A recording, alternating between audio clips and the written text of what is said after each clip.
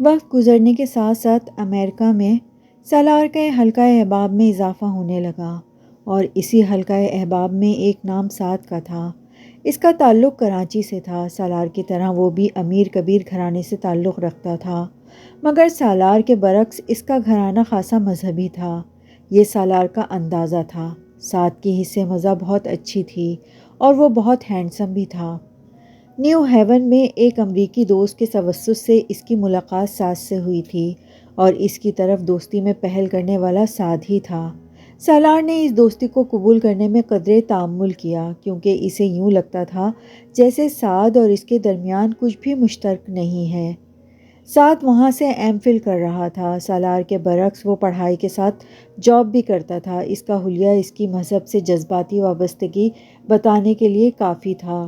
اس نے داڑھی رکھی ہوئی تھی اور مذہب کے بارے میں اس کا علم بہت زیادہ تھا۔ سالار نے زندگی میں پہلی بار کسی ایسے شخص سے دوستی کی تھی جو مذہبی تھا۔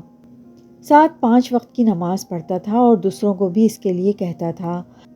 وہ مختلف آرگنائزیشن اور کلب میں بھی بہت ایکٹیو تھا۔ سالار کے برعکس امریکہ میں اس کا کوئی قریبی رشتہ دار نہیں تھا، صرف ایک دور کے چچا تھے جو کسی دوسرے اسٹیٹ میں رہتے تھے۔ شاید اسی لیے وہ اپنی تنہائی کو دور کرنے کے لیے بہت زیادہ سوشل تھا۔ سالار کے برعکس وہ اپنے بہن بھائیوں میں سب سے چھوٹا تھا اور شاید یہ لاڈ و پیار ہی تھا جس نے اس کے والدین کو اسے اتنی دور تعلیم کے لیے بھیج دیا تھا، ورنہ اس کے باقی دونوں بھائی سعد کے والد کے ساتھ گریجویشن کے بعد بزنس میں شریک ہو گئے تھے۔ وہ بھی ایک اپارٹمنٹ کرائے پہ لے کے رہ رہا تھا، مگر اس کے ساتھ اس اپارٹمنٹ میں 4 اور لوگ رہتے تھے۔ ان 4 میں سے 2 عرب اور ایک بنگلہ دیشی کے علاوہ ایک اور پاکستانی تھا۔ وہ تمام اسٹوڈنٹ تھے۔ سعد پہلی ہی ملاقات میں سالار سے بہت بے تکلف ہو گیا تھا۔ سالار کے امریکی دوست جیف نے جب سعد کو سالار کی اکیڈمک کامیابیوں کے بارے میں بتایا تو ہر ایک کی طرح سعد بھی متاثر ہوئے بنا نہیں رہ سکا۔ سالار کو سعد کا چہرہ دیکھ کر اور خاص طور پر اس کی داڑھی دیکھ کر ہمیشہ جلال کا خیال آتا۔ داڑھی کی وجہ سے دونوں میں عجیب سی مماثلت اور مشابہت نظر آتی۔ کئی بار دوسرے دوستوں کے علاوہ سعد بھی ویکینڈ پر ان کے ساتھ ہوتا۔ تم مسلمان ہو لیکن مذہب کی سرے سے پابندی نہیں کرتے، سعد نے ایک دفعہ سالار سے کہا تھا۔ اور تم ضرورت سے زیادہ مذہبی ہو، سالار نے جواباً کہا۔ کیا مطلب؟ مطلب یہ کہ جس طرح تم 5 وقت نماز پڑھتے رہتے ہو اور ہر وقت اسلام کی بات کرتے رہتے ہو، یہ کچھ اوور ایکٹنگ ٹائپ ہو جاتی ہے۔ سالار نے بڑی صاف گوئی کے ساتھ کہا، تم تھکتے نہیں ہو ہر وقت نماز پڑھتے پڑھتے؟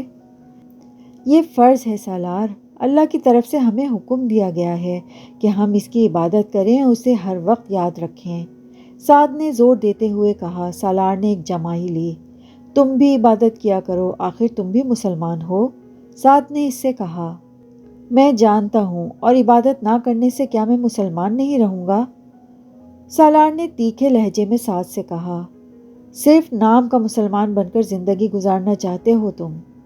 سعد، پلیز اس قسم کے فضول ٹاپک پر بات مت کرو۔ میں جانتا ہوں تمہیں مذہب میں دلچسپی ہے، مگر مجھے نہیں ہے۔ بہتر ہے کہ ہم ایک دوسرے کی رائے اور جذبات کا خیال رکھیں اور ایک دوسرے پر کچھ ٹھوسنے کی کوشش نہ کریں۔ جیسے میں تم سے یہ نہیں کہہ رہا کہ تم نماز چھوڑ دو، اس طرح تم بھی مجھ سے یہ نہ کہو کہ میں نماز پڑھوں۔ سالار نے انتہائی صاف گوئی سے کہا تو سعد خاموش ہو گیا۔ مگر کچھ دنوں بعد ہی وہ اس کے اپارٹمنٹ میں آیا۔ سالار اس کی تواضع کے لیے کچھ لانے کے لیے کچن میں گیا تو سعد بھی اس کے پیچھے ہی آ گیا۔ اس نے باتوں کے دوران فریج کھول لیا اور اس میں موجود کھانے کی چیزوں میں نظر دوڑانے لگا۔ سالار پچھلی رات ایک فاسٹ فوڈ آؤٹ لیٹ سے اپنا پسندیدہ برگر لے کر آیا تھا، وہ فریج میں پڑا تھا۔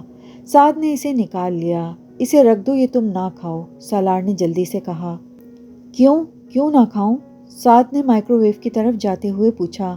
اس میں پورک مطلب سور کا گوشت ہے، سالار نے لاپرواہی سے کہا۔ مذاق مت کرو یار، سعد ٹھٹک گیا۔ اس میں مذاق والی کون سی بات ہے؟ سالار نے حیرانی سے اسے دیکھا۔ سعد نے جیسے پھینکنے والے انداز میں پلیٹ شیلف پر رکھ دی۔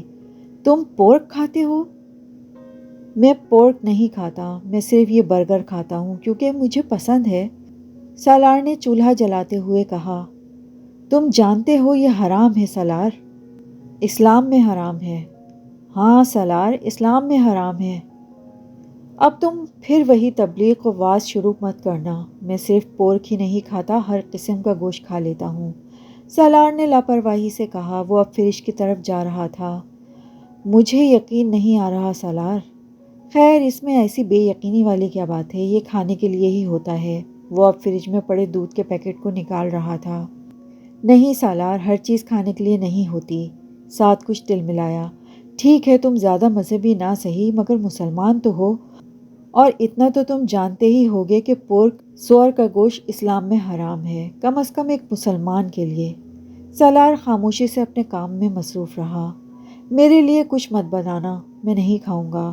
سعد یکدم کچن سے نکل گیا۔ کیوں؟ سالار نے مڑ کر اسے دیکھا۔ سعد واش بیسن کے سامنے کھڑا صابن سے اپنے ہاتھ دھو رہا تھا۔ کیا ہوا ہے؟ سالار نے اس سے قدرے حیرانی سے پوچھا۔ سعد نے جواب میں کچھ نہیں کہا، وہ اسی طرح کلمہ پڑھتے ہوئے ہاتھ دھوتا رہا۔ سالار چپتی ہوئی نظروں سے ہونٹ پیچھے اسے دیکھتا رہا۔ ہاتھ صاف دھونے کے بعد اس نے سالار سے کہا، میں تو اس فریج میں رکھی ہوئی چیز نہیں کھا سکتا، بلکہ تمہارے برتنوں میں بھی نہیں کھا سکتا۔ اگر تم یہ برگر کھا لیتے ہو تو اور بھی کیا کچھ نہیں کھا لیتے ہوگے۔ چلو باہر چلتے ہیں، وہیں جا کر کچھ کھاتے ہیں۔ یہ بہت انسلٹنگ ہے سعد، سالار نے قدرے ناراضگی سے کہا۔ نہیں، انسلٹ والی اس میں کوئی بات نہیں ہے، بس میں یہ حرام گوشت نہیں کھانا چاہتا اور تم اس معاملے میں پرہیز کے عادی نہیں ہو، سعد نے کہا۔ میں نے تمہیں یہ گوشت کھلانے کی کوشش نہیں کی، تم نہیں کھاتے اس لیے میں نے وہ برگر پکڑنے سے پہلے ہی تمہیں منع کر دیا، سالار نے کہا۔ مگر تم کو تو شاید کوئی فوبیا ہو گیا ہے، تم اس طرح ریئیکٹ کر رہے ہو جیسے میں نے اپنے پورے فلیٹ میں اس جانور کو پالا ہوا ہے اور رات دن اس کے ساتھ رہتا ہوں، سالار ناراض سا ہو گیا۔ چلو باہر چلتے ہیں، سعد نے اس کی ناراضگی کو ختم کرتے ہوئے کہا۔ باہر چل کر کچھ کھائیں گے تو میں بل پے نہیں کروں گا، تم کرو گے، سالار نے کہا۔ ٹھیک ہے، میں کر دوں گا، نو پرابلم، تم چلو تو، سعد نے اطمینان کا سانس لیتے ہوئے کہا۔ اور بات سنو، اگلی دفعہ تم میرے اپارٹمنٹ میں آتے ہوئے گھر سے کچھ کھانے کے لیے لے کر آنا، سالار نے قدرے طنزیہ لہجے میں کہا۔ اچھا بابا، لے آؤں گا، سعد نے کہا۔ سالار اس ویکینڈ پر جھیل کے کنارے بیٹھا ہوا تھا، اس کی طرح بہت سے لوگ وہاں تھے۔ وہ کچھ دیر ادھر ادھر پھرنے کے بعد ایک بینچ پر آ کر بیٹھ گیا تھا۔ بہت لاپرواہی سے ایک آئس کریم اسٹک کھاتے ہوئے وہ ادھر ادھر نظریں دوڑانے میں مصروف تھا، جب اس کی توجہ 3 سال کے ایک بچے نے اپنی طرف مبذول کر لی۔ وہ بچہ ایک فٹ بال کے پیچھے دوڑ رہا تھا اور اس کے کچھ فاصلے پر سیاہ حجاب اوڑھے ایک لڑکی کھڑی تھی جو مسکراتے ہوئے اس بچے کو دیکھ رہی تھی۔ وہ وہاں موجود بہت سی ایشین میں سے ایک تھی، مگر حجاب میں ملبوس وہ واحد تھی۔ وہ لاشعوری طور پر اسے دیکھے گیا۔ وہ بچہ فٹ بال کو پاؤں سے ٹھوکر لگاتے ہوئے آہستہ آہستہ اس کی بینچ تک آ گیا تھا اور ایک ٹھوکر نے بال سیدھا سالار کی طرف پھینک دی۔ غیر ارادی طور پر سالار نے اسی طرح بیٹھے بیٹھے اپنے دائیں پاؤں سے اس فٹ بال کو روک لیا اور پھر پاؤں ہٹایا نہیں بلکہ اسی طرح فٹ بال پر ہی رکھا، مگر اس بار اس کی نظر اس لڑکی کے بجائے اس بچے پر تھی جو تیز رفتاری سے اس بال کی طرف آیا تھا۔ اس کے بالکل پاس آنے کے بجائے وہ کچھ رک گیا، شاید وہ توقع کر رہا تھا کہ سالار بال اس کی طرف پھینکے گا، مگر سالار اسی طرح فٹ بال پر ایک پاؤں رکھے بائیں ہاتھ سے آئس کریم کھاتے ہوئے اور دور کھڑی اس لڑکی کو دیکھتا رہا۔ شاید اسے توقع تھی کہ اب وہ قریب آئے گی۔ ایسا ہی ہوا۔ کچھ دیر تک اسے فٹ بال نہ چھوڑتے دیکھ کر وہ لڑکی کچھ حیرانی سے آگے اس کی طرف آئی تھی۔ یہ فٹ بال چھوڑ دیں، اس نے قریب آ کر بڑی شائستگی سے کہا۔ سالار چند لمحے اسے دیکھتا رہا، پھر اس نے فٹ بال سے اپنا پاؤں ہٹا لیا اور وہیں بیٹھے بیٹھے فٹ بال کو ایک زوردار کک لگائی۔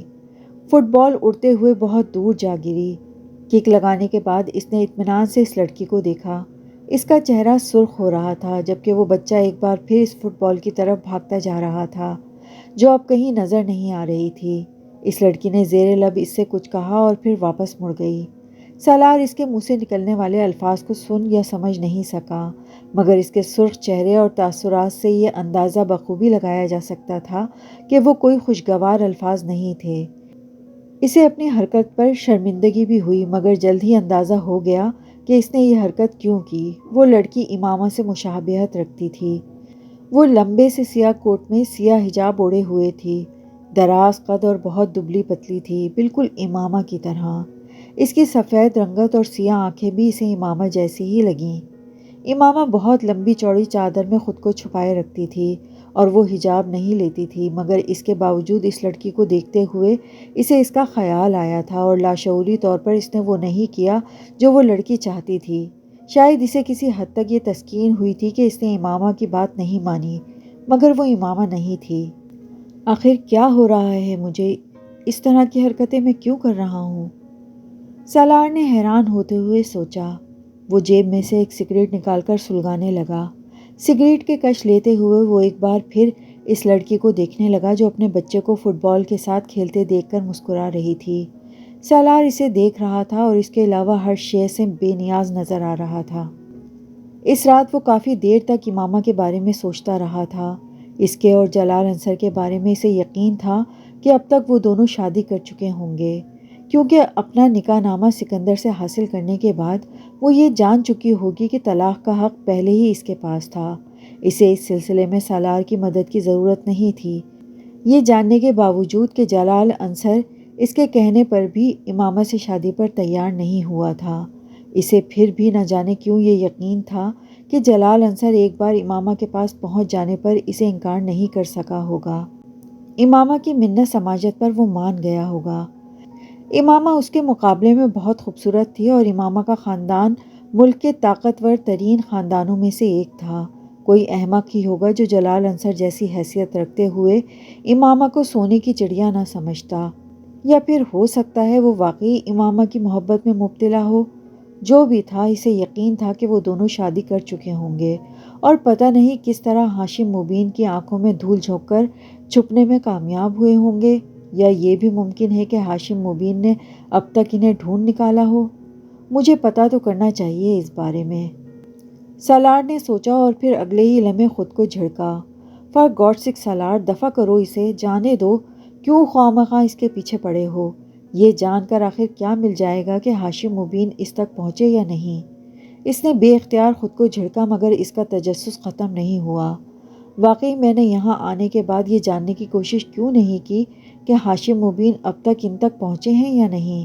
سالار کو حیرانی ہوئی۔ میرا نام وینس ایڈورڈ ہے، وہ لڑکی اس کی طرف اپنا ہاتھ بڑھاتے ہوئے بولی تھی۔ وہ اس وقت لائبریری کی بک شیلف سے ایک کتاب نکال رہا تھا جب وہ اس کے قریب آئی تھی۔ سالار سکندر، اس نے وینس سے ہاتھ ملاتے ہوئے اپنا تعارف کرایا۔ میں جانتی ہوں، تمہیں تعارف کی کیا ضرورت، وینس نے بڑی گرم جوشی سے کہا۔ سالار نے اسے یہ نہیں کہا کہ اسے بھی تعارف کی ضرورت نہیں تھی۔ وہ اپنی کلاس کے 50 کے 50 لوگوں کو ان کے نام سے جانتا اور پہچانتا تھا۔ نہ صرف یہ کہ بلکہ ان کے بریف بائیو ڈیٹا بھی بغیر اٹکے کسی غلطی کے بتا سکتا تھا، جیسے وہ اس وقت وینس کو یہ بتا کر حیران کر سکتا تھا کہ وہ نیو جرسی سے آئی تھی۔ وہاں وہ 1 سال ہیورش کمپنی میں کام کرتی رہی تھی۔ اس کے پاس مارکیٹنگ میں ایک ڈگری تھی اور وہ اب دوسری ڈگری کے لیے وہاں آئی تھی، اور وہ اس سے کم از کم 6-7 سال بڑی تھی۔ اگرچہ اپنے قد و قامت سے سالار اس سے بہت بڑا لگتا تھا، مگر وہ جانتا تھا کہ وہ اس وقت اپنے بینچ میں سب سے کم عمر تھا۔ اپنے بینچ میں صرف وہی تھا جو کسی قسم کی جاب کیے بغیر سیدھا MBA کے لیے آیا تھا، باقی سب کے پاس کہیں نہ کہیں کچھ سال کام کرنے کا تجربہ تھا۔ مگر اس وقت وینس کو یہ سب بتانا اسے خوش فہمی کا شکار کرنے کے مترادف تھا۔ اگر میں آپ کو کافی کی دعوت دوں تو، وینس نے اپنا تعارف کروانے کے بعد کہا، تو میں اسے قبول کر لوں گا۔ وہ اس کی بات پر ہنسی۔ تو پھر چلتے ہیں، کافی پیتے ہیں۔ سالار نے کندھے اچکائے اور بک کو دوبارہ شیلف میں رکھ دیا۔ کیفیٹیریا میں بیٹھ کر وہ دونوں تقریباً آدھے گھنٹے تک ایک دوسرے کے ساتھ باتیں کرتے رہے۔ یہ وینس کے ساتھ اس کی شناسائی کا آغاز تھا۔ سالار کے لیے کسی لڑکی کے ساتھ تعلقات بڑھانا کوئی مشکل کام نہیں تھا۔ وہ یہ کام بہت آسانی سے کر لیا کرتا تھا۔ اس بار مزید آسانی یہ تھی کہ پہل وینس نے خود کی تھی۔ 3-4 ملاقاتوں کے بعد اس نے ایک رات وینس کو اپنے فلیٹ پر رات گزارنے کے لیے انوائٹ کر لیا تھا، اور وینس نے کسی تعامل کے بغیر اس کی دعوت قبول کر لی۔ وہ دونوں یونیورسٹی کے بعد اکٹھے بہت ہی جگہوں پر پھرتے رہے۔ سالار کے فلیٹ پر ان کی واپسی لیٹ نائٹ ہوئی تھی۔ وہ کچن میں اپنے اور اس کے لیے گلاس تیار کرنے لگا، جبکہ وینس بے تکلفی سے ادھر ادھر پھرتے ہوئے اس کے اپارٹمنٹ کا جائزہ لے رہی تھی۔ پھر وہ اس کے قریب آ کر کاؤنٹر کے سامنے کھڑی ہو گئی۔ بہت اچھا اپارٹمنٹ ہے تمہارا، میں سوچ رہی تھی کہ تم اکیلے رہتے ہو تو اپارٹمنٹ کا حلیہ خاصا خراب ہوگا، مگر تم نے تو ہر چیز بڑے سلیقے سے رکھی ہوئی ہے۔ تم ایسے ہی رہتے ہو یا یہ اہتمام خاص میرے لیے ہے؟ سالار نے ایک گلاس اس کے آگے رکھ دیا۔ میں ایسے ہی رہتا ہوں، کرینے اور سلیقے سے۔ اس نے گھونٹ بھرا اور گلاس دوبارہ کاؤنٹر پر رکھتے ہوئے وہ وینس کے قریب چلا آیا۔ اس نے اس کے دونوں کندھوں پر ہاتھ رکھ دیے۔ وینس مسکرائی۔ سالار نے اسے اپنے کچھ اور قریب کیا اور پھر یکدم ساکت ہو گیا۔ اس کی نظریں وینس کی گردن کی زنجیر میں جھولتے اس موتی پر پڑی تھی جسے آج اس نے پہلی بار دیکھا تھا۔ سردی کے موسم کی وجہ سے وینس بھاری بھرکم سویٹر اور جیکٹس پہنا کرتی تھی۔ اس نے ایک دو بار اس کے کھلے کالر سے نظر آنے والی اس زنجیر کو دیکھا تھا، مگر اس زنجیر میں لٹکا ہوا وہ موتی آج پہلی بار اس کی نظروں میں آیا تھا، کیونکہ آج پہلی بار وینس ایک گہرے گلے کی ٹی شرٹ میں ملبوس تھی۔ وہ اس شرٹ کے اوپر ایک سویٹر پہنے ہوئے تھی جسے اس نے سالار کے اپارٹمنٹ میں آ کر اتار دیا تھا۔ سالار کے چہرے کی رنگت بدل گئی۔ ایک چھماکے کے ساتھ وہ موتی اسے کہیں اور، کہیں بہت پیچھے کسی اور کے پاس لے گیا تھا۔ مسا کرتے ہاتھ، انگلیاں، ہاتھ اور کلائی، کلائی سے کونی تک کا سفر کرتی انگلیاں، آنکھوں سے پیشانی، پیشانی سے سفید چادر کے نیچے سیاہ بالوں پر مسلتے ہوئے ہاتھ۔ امامہ کی گردن کے گرد موجود زنجیر تنگ تھی۔ اس میں لٹکنے والا موتی اس کی ہنسلی کی ہڈی کے قریب ساتھ جھولتا تھا۔ زنجیر تھوڑی سی بھی لمبی ہوتی تو وہ اسے دیکھ نہ پاتا۔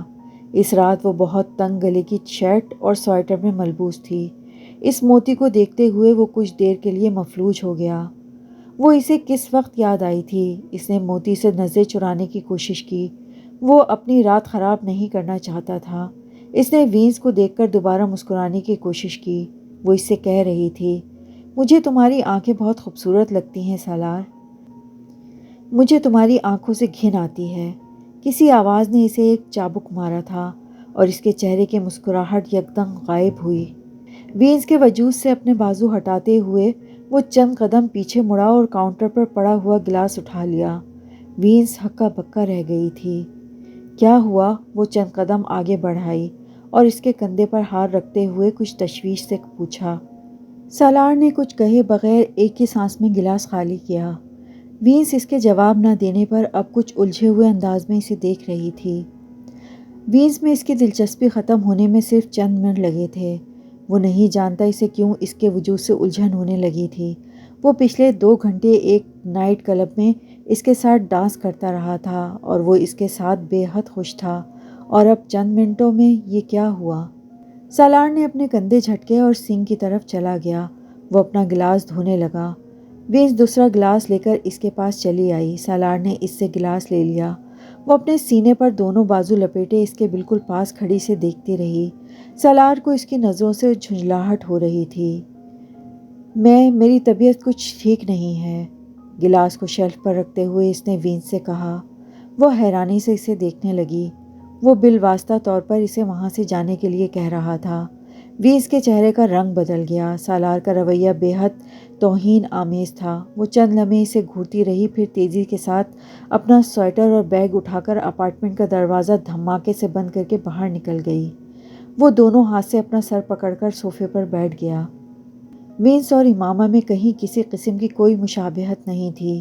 دونوں کی گردنوں میں موجود موتی بھی بالکل ایک جیسا نہیں تھا۔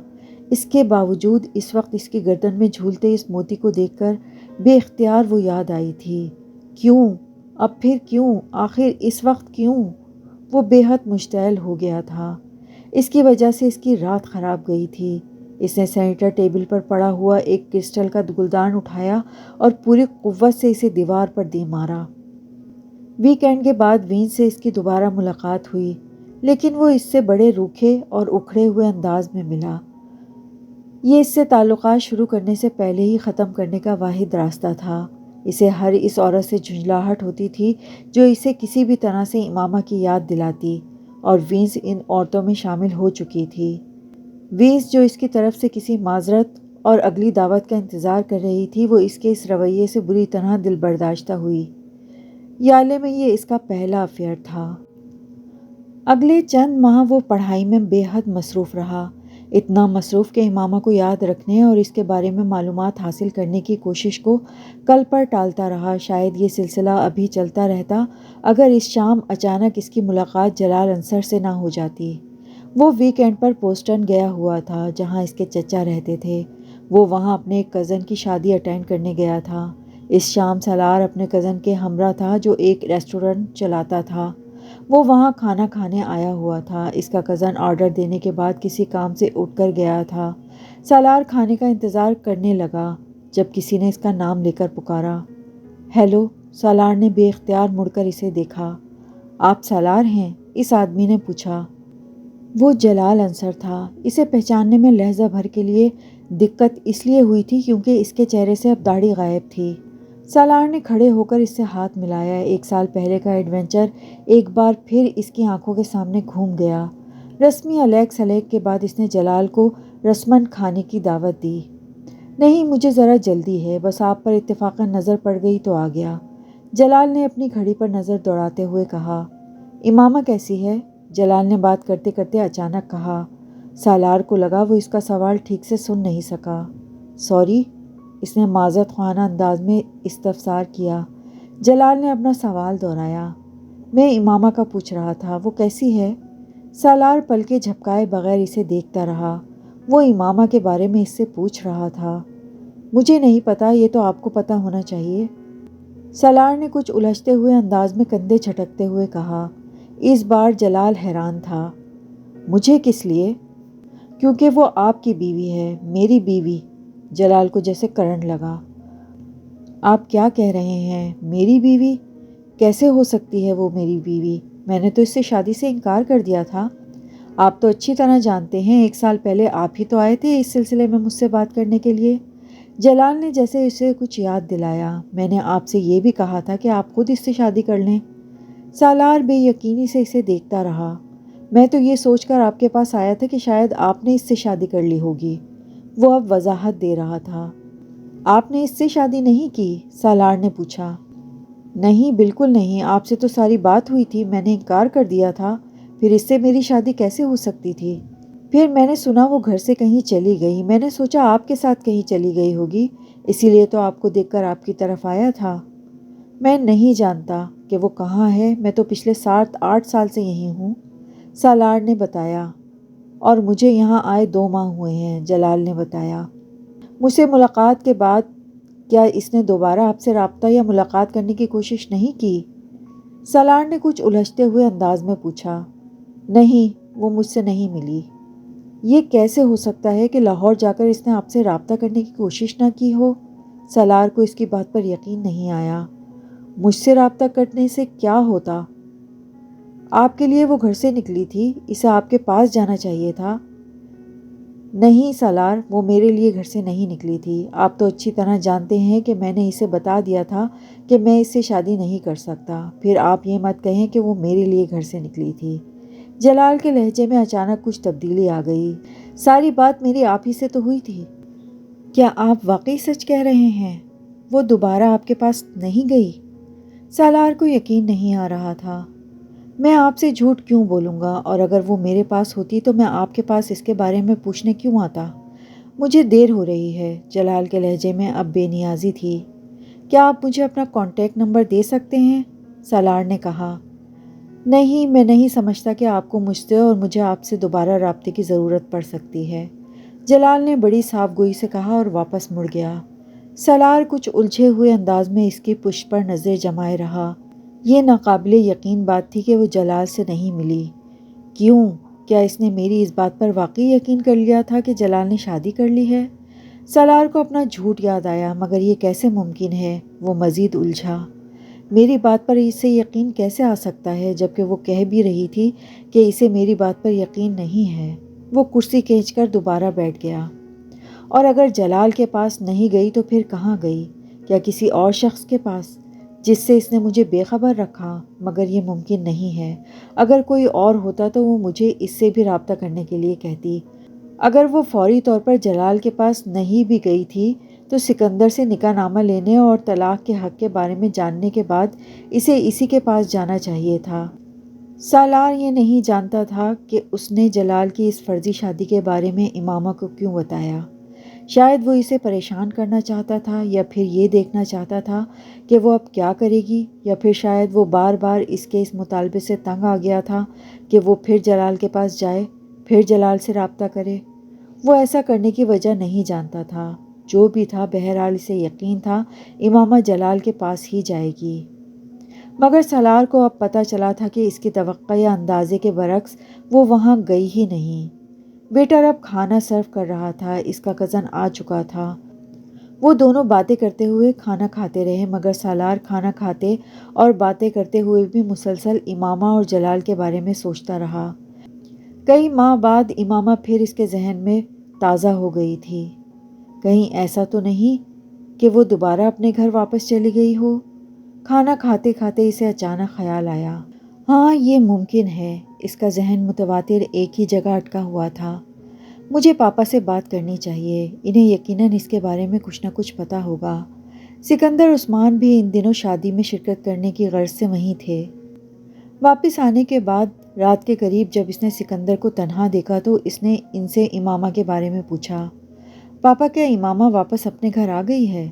اس نے کسی تمہید کے بغیر سوال کیا، اور اس کے سوال نے کچھ دیر کے لیے سکندر کو خاموش رکھا۔ تم کیوں پوچھ رہے ہو؟ چند لمحوں کے بعد انہوں نے غصے سے کہا۔ بس ایسے ہی، اس کے بارے میں اتنا غور و فکر کرنے کی ضرورت نہیں ہے۔ تم اپنی اسٹڈیز پر اپنا دھیان رکھو تو بہتر ہے۔ پاپا پلیز، آپ میرے سوال کا جواب تو دیں۔ کیوں جواب دوں؟ تمہارا اس کے ساتھ تعلق ہی کیا ہے؟ سکندر کی ناراضگی میں اضافہ ہو گیا۔ پاپا، اس کا ایک بوائے فرینڈ مجھے آج ملا ہے یہاں، وہی جس کے ساتھ وہ شادی کرنا چاہتی تھی۔ تو پھر یہ کہ ان دونوں نے شادی نہیں کی۔ وہ بتا رہا تھا کہ امامہ اس کے پاس گئی ہی نہیں، جبکہ میں سمجھ رہا تھا کہ لاہور جانے کے بعد وہ اسی کے پاس گئی ہوگی۔ سکندر نے اس کی بات کاٹ دی۔ وہ اس کے پاس گئی یا نہیں، اس نے اس سے شادی کی یا نہیں، یہ تمہارا مسئلہ نہیں ہے، نہ ہی تمہیں اس میں انوالو ہونے کی ضرورت ہے۔ ہاں، یہ میرا مسئلہ نہیں ہے پاپا، مگر میں جاننا چاہتا ہوں، کیا امامہ آپ کے پاس آئی تھی؟ آپ نے اسے شادی کے پیپرز کیسے بھجوائے تھے؟ میرا مطلب، کس کے ذریعے؟ سالار نے کہا۔ تم سے کس نے کہا کہ اس نے مجھ سے رابطہ کیا تھا؟ وہ ان کے سوال پر حیران ہوا۔ میں نے خود اندازہ لگایا ہے پاپا۔ اس نے مجھ سے کوئی رابطہ نہیں کیا۔ وہ رابطہ کرتی تو میں ہاشم مبین کو اس کے بارے میں بتا نہ دیتا۔ سالار ان کا چہرہ دیکھتا رہا۔ میں نے تمہارے کمرے کی تلاشی لی تھی اور میرے ہاتھ وہ نکاح نامہ لگ گیا۔ مجھے یہاں بھجواتے ہوئے آپ نے کہا تھا کہ آپ وہ پیپرز امامہ کو بھجوا دیں گے۔ ہاں، یہ اس صورت میں ہوتا اگر وہ مجھ سے رابطہ کرتی، مگر اس نے مجھ سے رابطہ ہی نہیں کیا۔ تمہیں یہ یقین کیوں ہے کہ اس نے مجھ سے رابطہ کیا ہوگا؟ اس بار سکندر نے سوال کر ڈالا۔ سالار کچھ دیر خاموش رہا، پھر اس نے پوچھا، پولیس کو اس کے بارے میں کچھ پتہ نہیں چلا؟ نہیں، پولیس کو پتہ چلتا تو اب تک وہ ہاشم مبین کے گھر واپس آ چکی ہوتی، مگر پولیس ابھی بھی اس کی تلاش میں ہے، سکندر نے کہا۔ ایک بات تو طے ہے سالار، کہ اب تم دوبارہ امامہ کے بارے میں کوئی تماشا نہیں کرو گے۔ وہ جہاں ہے، جس حال میں ہے، تمہیں اپنا دماغ تھکانے کی ضرورت نہیں ہے۔ تمہارا اس کے ساتھ کوئی تعلق نہیں ہے۔ پولیس جیسے ہی اسے ڈھونڈے گی، میں وہ پیپرز ہاشم مبین تک پہنچا دوں گا تاکہ تمہاری جان ہمیشہ کے لیے اس سے چھوٹ جائے۔ پاپا، کیا اس نے واقعی کبھی گھر فون نہیں کیا مجھ سے بات کرنے کے لیے یا آپ کے لیے؟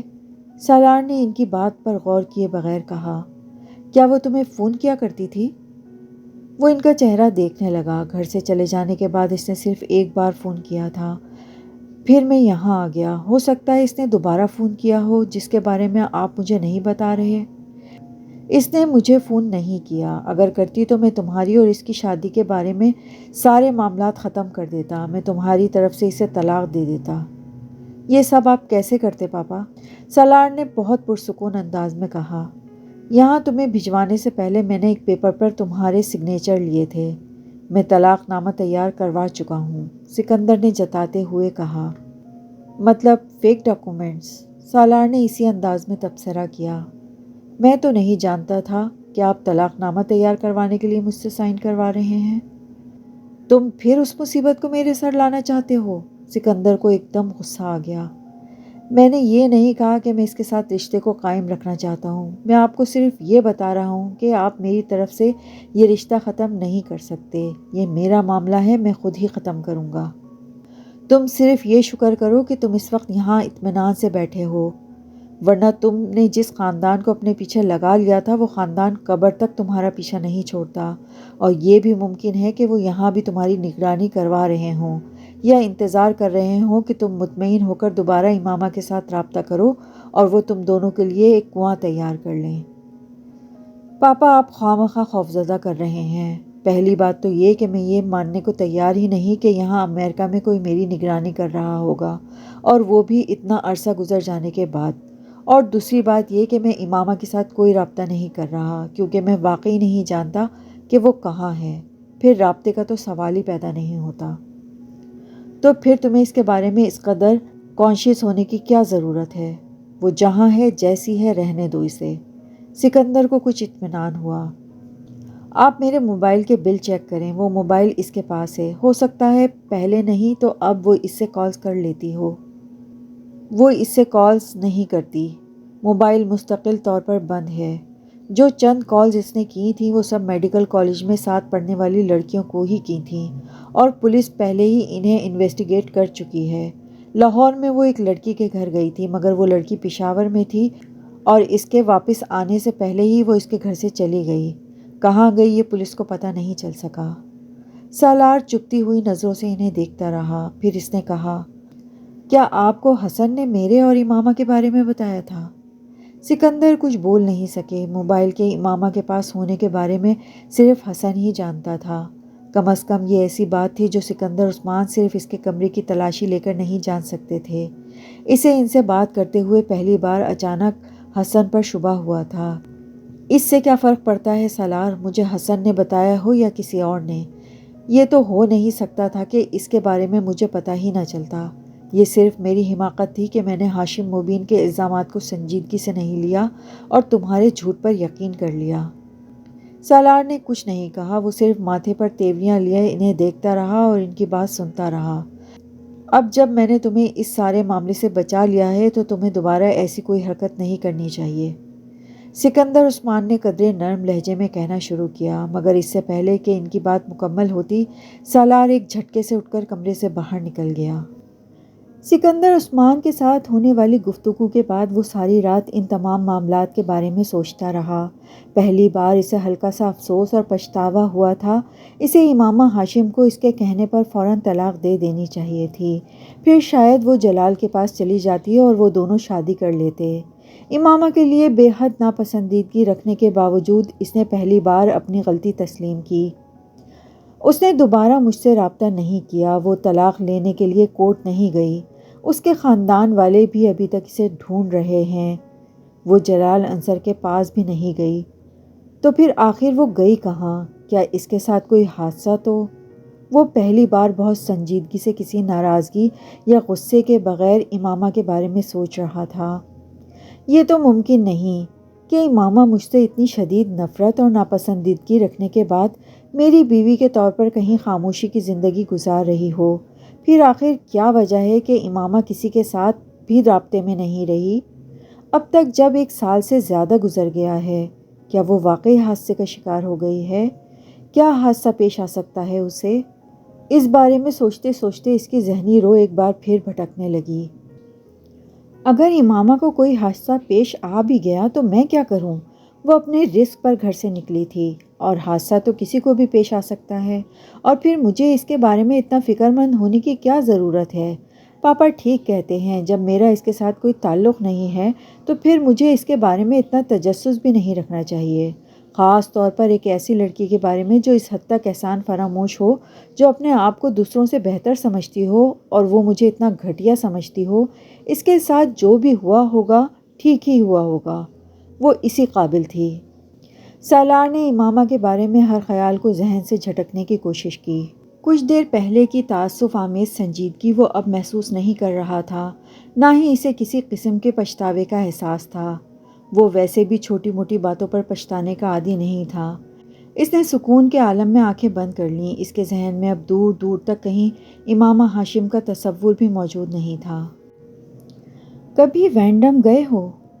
اس دن یونیورسٹی سے نکلتے ہوئے مائک نے سالار سے پوچھا۔ ہاں، ایک دفعہ۔ کیسی جگہ ہے؟ مائک نے پھر سوال کیا۔ بری نہیں ہے، سالار نے تبصرہ کیا۔ اس ویکینڈ پر وہاں چلتے ہیں۔ کیوں؟ میری گرل فرینڈ کو بہت دلچسپی ہے اس جگہ میں، وہ اکثر جاتی ہے، مائک نے کہا۔ تو تمہیں تو پھر اس کے ساتھ ہی جانا چاہیے، سالار نے کہا۔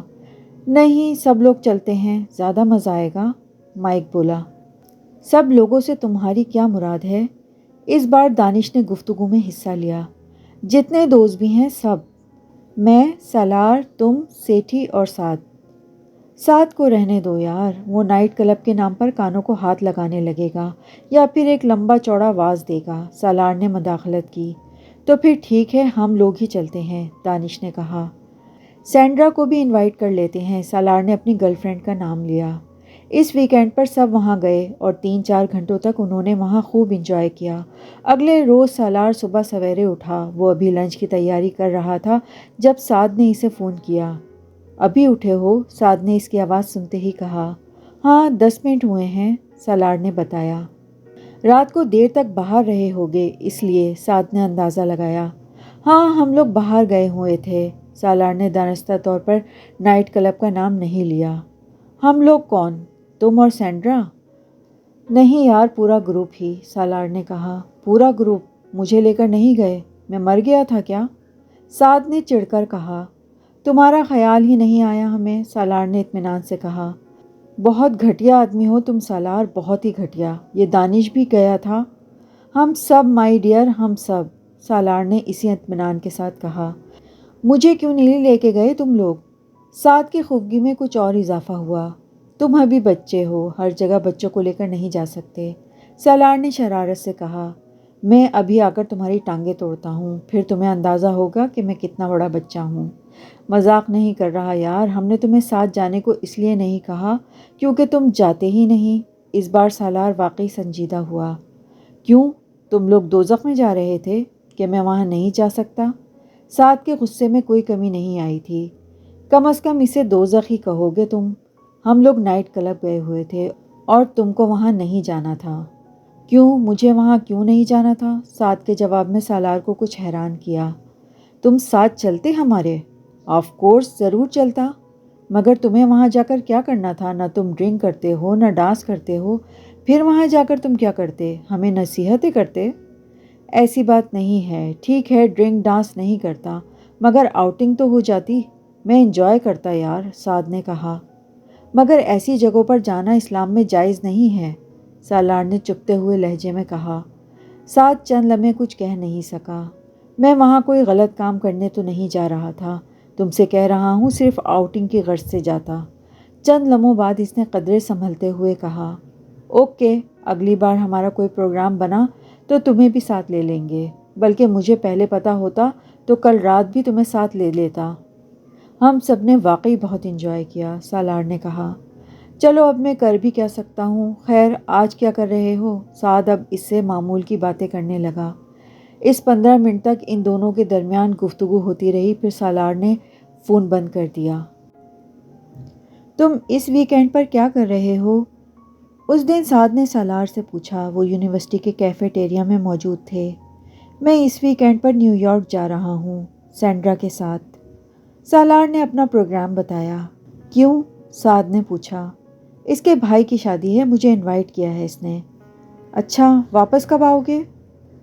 اتوار کی رات۔ تم ایسا کرو سالار، اپنے اپارٹمنٹ کی چابی مجھے دے جاؤ، میں 2 دن تمہارے اپارٹمنٹ میں گزاروں گا، کچھ اسائنمنٹس ہیں وہ مجھے تیار کرنے ہیں اس ویکینڈ پر، وہ چاروں اصل میں گھر پہ ہوں گے، وہاں بڑا رش ہوگا، میں تمہارے اپارٹمنٹ میں اطمینان سے پڑھ لوں گا، سعد نے کہا۔ اوکے، تم میرے اپارٹمنٹ میں رہ لینا، سالار نے کندھے اچکاتے ہوئے کہا۔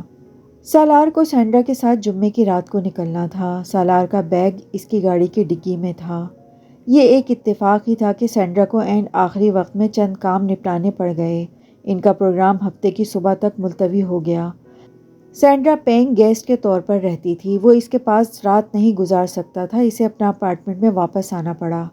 رات کو تقریباً 11 بجے سینڈرا کو اس کی رہائش گاہ پر ڈراپ کرنے کے بعد اپارٹمنٹ میں چلا آیا۔ اس نے سعد کو ایک چابی دی تھی، دوسری چابی سالار کے اپنے پاس ہی تھی۔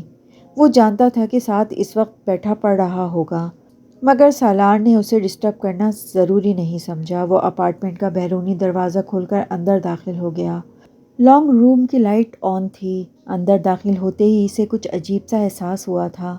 وہ اپنے بیڈ روم میں جانا چاہتا تھا، مگر بیڈ روم کے دروازے پر ہی رک گیا۔ بیڈ روم کا دروازہ بند تھا، مگر اس کے باوجود اندر سے ابھرنے والے قہقہے اور باتوں کی آوازیں سن سکتا تھا۔ سعد کے ساتھ اندر کوئی عورت تھی۔ وہ جامد ہو گیا۔ اس کے گروپ میں صرف سعد تھا جس کے بارے میں اس کا خیال تھا کہ کسی لڑکی کے ساتھ اس کے تعلقات نہیں تھے۔ وہ جتنا مذہبی آدمی تھا، اس سے یہ توقع کی ہی نہیں جا سکتی تھی۔ وہ اندر داخل نہیں ہوا، قدرے بے یقینی سے واپس مڑ گیا، اور تب اس کی نظر لانگ روم کی ٹیبل پر رکھی بوتل اور گلاس پر پڑی۔ وہاں سے کچن کاؤنٹر جہاں کھانے کے برتن ابھی تک پڑے تھے، وہ مزید وہاں رکے بغیر اسی طرح خاموشی سے وہاں سے نکل آیا۔ اس کے لیے یہ بات ناقابل یقین تھی کہ سعد وہاں کسی لڑکی کے ساتھ تھا۔ بالکل ناقابل یقین۔ جو شخص حرام گوشت نہ کھاتا ہو، شراب نہ پیتا ہو، 5 وقت کی نماز پڑھتا ہو، جو ہر وقت اسلام کی بات کرتا ہو، دوسروں کو اسلام کی تبلیغ کرتا ہو، وہ کسی لڑکی کے ساتھ؟ سالار اپارٹمنٹ کے دروازے کو باہر سے بند کیے ہوئے اسی طرح شوق کے عالم میں تھا۔ بوتل اور گلاس ظاہر کر رہے تھے کہ اس نے پی رکھی تھی، اور شاید کھانا وغیرہ بھی کھایا تھا، اسی فریزر اور کچن میں جہاں کا وہ پانی بھی نہیں پینے کو تیار تھا۔ اسے ہنسی آ رہی تھی۔ جو اپنے آپ کو جتنا اچھا اور سچا مسلمان ظاہر کرنے یا بننے کی کوشش کرتا دکھائی دیتا تھا، وہ اتنا بڑا فراڈ ہوتا ہے۔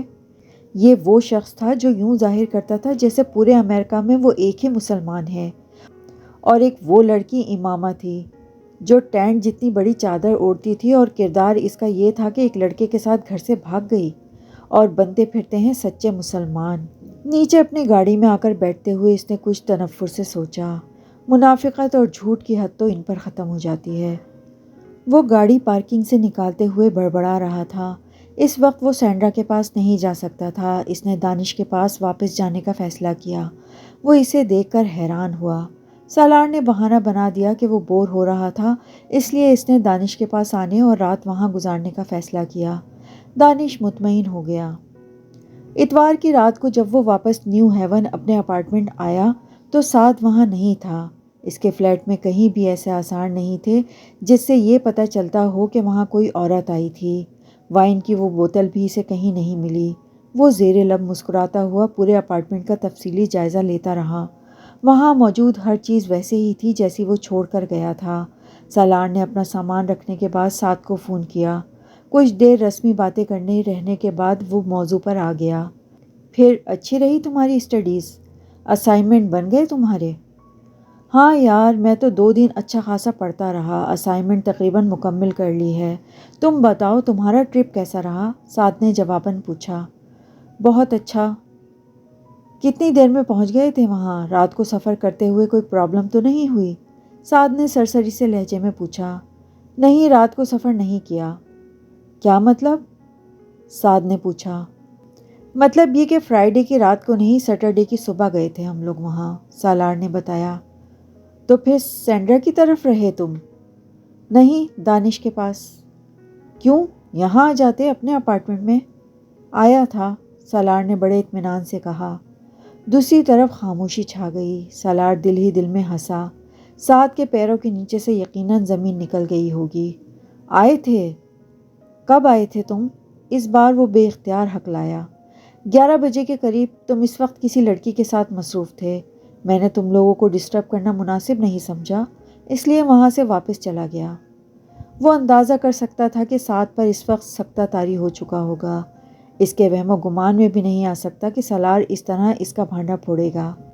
ویسے تم نے کبھی اپنی گرل فرینڈ سے ملوایا نہیں؟ سالار نے مزید کہا۔ سعد کو سانس لینے میں جتنی دقت ہو رہی تھی وہ اندازہ کر سکتا تھا۔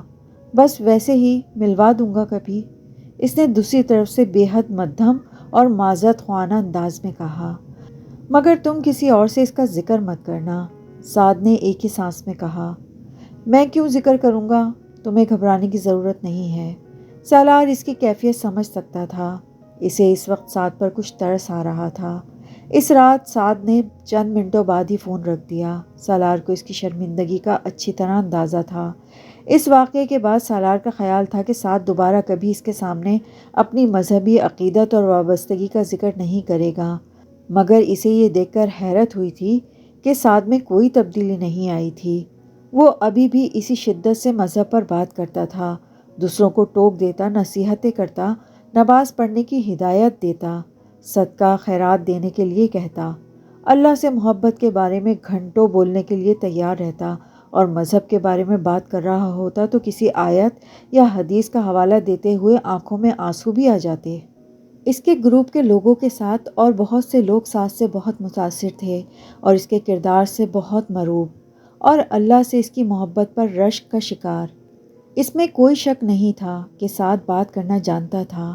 اس کا انداز بیاں بے حد متاثر کن تھا، اور اس کے شناسہ لوگوں میں صرف سالار تھا جس پر اس کی نصیحت کوئی اثر نہیں کرتی تھی، جو اس سے ذرہ برابر متاثر نہیں تھا۔ امامہ سے مذہبی لوگوں کے لیے اس کی ناپسندیدگی کا آغاز ہوا تھا۔ جلال سے اسے آگے بڑھایا تھا اور سعد نے اسے انتہا پر پہنچا دیا تھا۔ اس کا خیال تھا کہ مذہبی لوگوں سے بڑھ کر منافق کوئی دوسرا نہیں ہوتا۔ داڑھی رکھنے والا مرد اور پردہ کرنے والی عورت کسی بھی قسم کے بلکہ ہر قسم کی برائی کا شکار ہوتے ہیں۔ امامہ ہاشم پردہ کرنے والی لڑکی اور ایک لڑکے کے لیے اپنے منگیتر اور اپنے خاندان اپنے گھر کو چھوڑ کر رات میں فرار ہو جانے والی لڑکی۔ جلال انصر داڑھی والا مرد، حضور پاک صلی اللہ علیہ وآلہ وسلم کی محبت میں سرشار ہو کر نعتیں پڑھنے والا اور ایک لڑکی سے افیئر چلانے والا، اور پھر اسے بیچ راستے میں چھوڑ کر ایک طرف ہو جانے والا۔ پھر دین الگ دنیا الگ۔ سعد ظفر کے بارے میں اس کی رائے ایک اور واقعے سے اور خراب ہوئی۔ وہ ایک دن اس کے اپارٹمنٹ پر آیا ہوا تھا۔ سالار اس وقت کمپیوٹر آن کیے اپنا کام کرتے ہوئے اس سے باتیں کرنے لگا۔ پھر اسے کچھ چیزیں لانے کے لیے اپارٹمنٹ سے قریبی مارکیٹ جانا پڑا، اور اسے پیدل وہاں آنے جانے اور شاپنگ کرنے میں 30 منٹ لگے تھے۔ سعد اس کے ساتھ نہیں آیا تھا۔ جب سالار واپس آیا تو سعد کمپیوٹر پہ چیٹنگ میں مصروف تھا۔ وہ کچھ دیر مزید اس کے پاس بیٹھا گپ شپ کرتا رہا، پھر چلا گیا۔ اس کے جانے کے بعد سالار نے لنچ کیا اور ایک بار پھر کمپیوٹر پر آ کر بیٹھ گیا۔ وہ بھی کچھ دیر چیٹنگ کرنا چاہتا تھا، اور یہ ایک اتفاق ہی تھا کہ اس نے لاشعوری طور پر کمپیوٹر چلاتے ہوئے اس نے ہسٹری دیکھی۔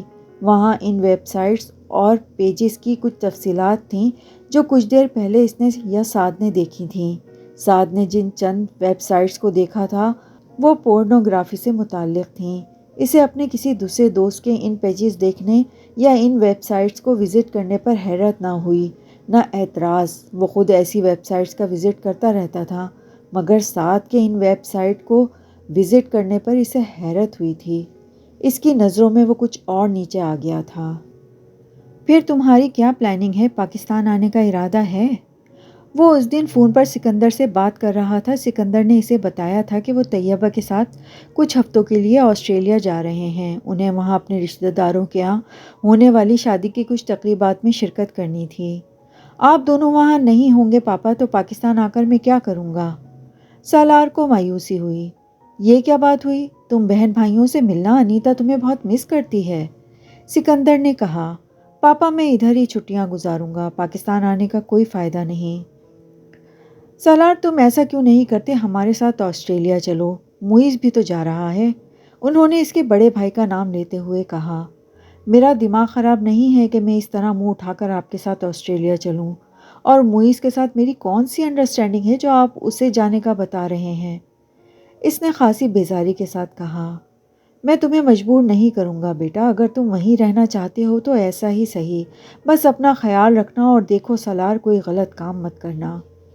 انہوں نے اسے تنبیہ کی۔ وہ اس غلط کام کی نوعیت کے بارے میں اچھی طرح جانتا تھا، اور وہ یہ جملہ سننے کا عادی ہو چکا تھا کہ اب اگر سکندر ہر بار فون بند کرنے سے پہلے اس سے یہ جملہ نہ کہتے تو اسے حیرت ہوتی۔ سکندر کے ساتھ بات کرنے کے بعد اس نے فون کر کے اپنی سیٹ کینسل کروا دی۔ فون کا ریسیور رکھنے کے بعد صوفے پر چت لیٹا چھت کو گھورتے ہوئے وہ یونیورسٹی بند ہونے کے بعد کے کچھ ہفتوں کی مصروفیات کے بارے میں سوچتا رہا۔ مجھے چند دن اسکیننگ کے لیے کہیں جانا چاہیے یا پھر کسی دوسری اسٹیٹ کو وزٹ کرنا چاہیے۔ وہ منصوبہ بنانے لگا۔ ٹھیک ہے، میں کل یونیورسٹی سے آ کر کسی آپریٹر سے ملوں گا، باقی کا پروگرام وہیں طے کروں گا۔ سالار نے فیصلہ کر لیا۔ اگلے دن ہی اس نے اپنے ایک دوست کے ساتھ مل کر اسکیمنگ کے لیے جانے کا پروگرام طے کر لیا۔ اس نے سکندر اور اپنے بڑے بھائی کو بھی اپنے پروگرام کے بارے میں بتا دیا۔ چھٹیاں شروع ہونے سے ایک دن پہلے اس نے ایک انڈین ریسٹورنٹ میں کھانا کھایا۔ وہ کھانا کھانے کے بعد بھی کافی دیر وہاں بیٹھا رہا۔ پھر وہ ایک قریبی پب میں چلا گیا۔ کچھ دیر وہاں بیٹھنے کے دوران اس نے وہاں کچھ پیک پیے۔ رات 10 بجے کے قریب ڈرائیونگ کرتے ہوئے اسے اچانک متلی ہونے لگی۔